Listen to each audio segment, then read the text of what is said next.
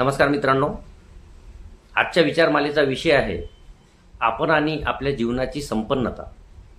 मित्रांनो, जीवन जगणे म्हणजे केवळ ढिगभर कामांच्या रगाड्यात जीवाची ओढाताण करून आणि डोक्यावर भल्लं मोठं जबाबदारीचं न पेलवणारं ओझं वाहत केविलवाण्या पद्धतीने वाट्याला आलेलं आयुष्य व्यतीत करणे नव्हे, तर निसर्गाने निर्माण केलेल्या प्रत्येकच कलाकृतीचा रसिकतेने आस्वाद घेत स्वच्छंदी, दिलखुलास आणि मनमुरादपणे जगणे असते।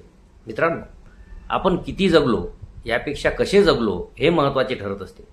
या डिजिटल आणि बेगडी जगात जीवन जगताना माणसाने आपली हवेपणाची हाव थोडी बाजूला सारून अंतर्मुख होत निरोगी मनाने स्वतःला आणि इतरांना अनुभवत इतरांसाठीही जगण्याचा प्रयत्न नक्कीच केला पाहिजे।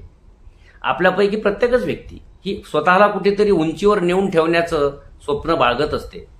मात्र मित्रांनो, खरी उंची ही कधीच पद, पैसा आणि कीर्ती अशा बाह्य गोष्टींवरून ठरत नसते, तर ती ठरत असते आपल्या वागण्यातल्या साधेपणामुळे, आपल्या वाणीतून प्रकट होणाऱ्या शब्दातल्या मृदूपणामुळे आणि दुसऱ्यांच्या मनात आपण निर्माण केलेल्या स्थानाने। मित्रांनो, निसर्ग हा नेहमी आपल्याला काही ना काहीतरी शिकवतच असतो। जसे की झाडं, वेली ह्या उंचच उंच वाढून आकाशाला भिडत असतात, पण सावली मात्र दुसऱ्यांना देत असतात। झाडावेलींवर फुलं उमलत असतात, मात्र सुगंधाचा दरवळ हा सगळीकडे पसरवतात। नदी ओढ्यातून पाणी वाहत असतं, मात्र तहान दुसऱ्यांची भागवत असतं। सूर्य हा स्वतः जळत असतो, पण प्रकाश मात्र जगभरातील जीवसृष्टीच्या जीवनाकरिता पसरवत असतो। ज्येष्ठ लेखक अनंत काणेकर यांच्या म्हणण्यानुसार, इतरांसाठी जगलास तरच जगलास, स्वतःसाठी जगलास तर मेलास।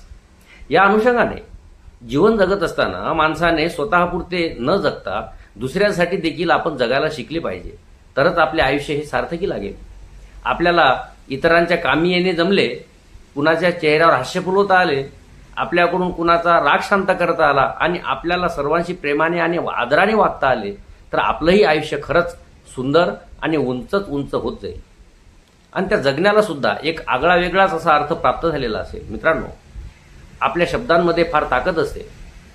कठोर शब्द हे इतरांच्या मनाला, त्यांच्या हृदयाला जखमा करत असतात, परंतु आपल्या वाणीतून बाहेर पडलेले वात्सल्याचे व मायेचे दोन शब्द हे कुणाच्या तरी मनातील खोलवरील जखमेसाठी निश्चितच मलमाचे काम करीत असतात। त्यामुळेच कोणाचाही राग आला तरी संतापाच्या भरात आपणही त्याला रागानेच उत्तर देणं ही आपल्यातील कमजोरी ठरत असते। मात्र याउलट त्या व्यक्तीला आपले म्हणणे पटवून देण्यासाठी शांततेने उत्तर देणं ही आपली खरी ताकद ठरत असते। मित्रांनो, म्हणूनच सुंदर जीवन जगणे म्हणजे काय, तर स्वतःही आनंदी राहणं आणि दुसऱ्यांनाही आनंदी ठेवता येणं होय। कुणालाही त्रास न देता प्रत्येकाशी आदराने वागणं, वादात देखील शांती शोधणं आणि कटुत्वात सुद्धा स्नेहबंध निर्माण करता येणं म्हणजेच खरे जीवन जगणे होय। लोक तुमच्या पदाला, पैशाला दाद देतीलही, परंतु तुम्हाला त्यांनी आयुष्यभर लक्षात ठेवावे असे वाटत असेल, तर ते तुम्ही त्यांना दिलेले निर्विकार प्रेम, तुम्ही त्यांच्याशी बोललेल्या शांत शब्दांसाठी आणि त्यांना दिलेल्या आधारासाठीच ते तुम्हाला लक्षात ठेवतील। मित्रांनो, जीवनाची खरीखुरी उंची ही दिसण्यात नव्हे, तर ती इतरांना जाणवण्यात आहे। तसेच यश हे एखाद्या पदवीत नाही, तर ते तुमच्यातील माणुसकीतच दडलेले आहे आणि कमाई ही संपत्तीत नाही, तर ती तुमच्या आठवणीत आहे। म्हणूनच जगणं हे मोठं नसावं, तर ते सुंदर असावं, कारण तुमची खरी कमाई व किंमत ही दुसऱ्यांच्या मनात उमटलेल्या आपुलकीच्या ठशातच जडलेली असते, हे निर्विवाद सत्य आहे। मित्रांनो, लोखंडाचा कोणी नाश करू शकत नाही, तर त्यावर चढलेला त्याचा जंग हेच त्याच्या नाशाचे खरे कारण ठरत असते। अगदी याचप्रमाणे माणसालाही कुणीच हरवू शकत नाही, परंतु त्याचे विचार व त्याचा अहंकार हेच त्याला जिंकू देत नसतात। मित्रांनो, अडचणी ह्या आयुष्यात नव्हे, तर त्या आपल्या मनातच असतात आणि ज्या दिवशी तुम्ही मनावर विजय मिळवाल, त्याच दिवशी मग आपोआपच तुम्हाला पुढील मार्ग स्पष्ट दिसू लागतील, यात शंकाच नाही।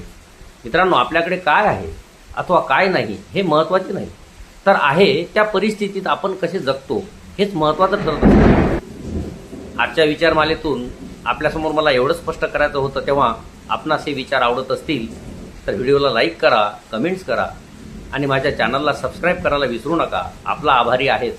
धन्यवाद।